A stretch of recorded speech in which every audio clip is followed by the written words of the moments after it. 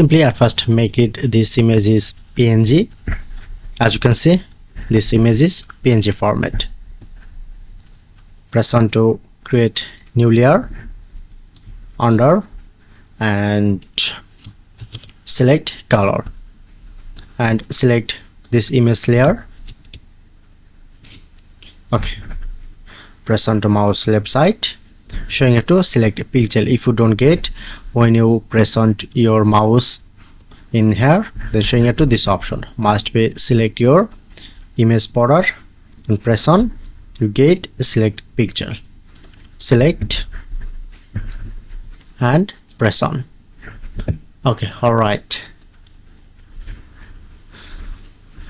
go to filter option, press on other and minimum and select increase.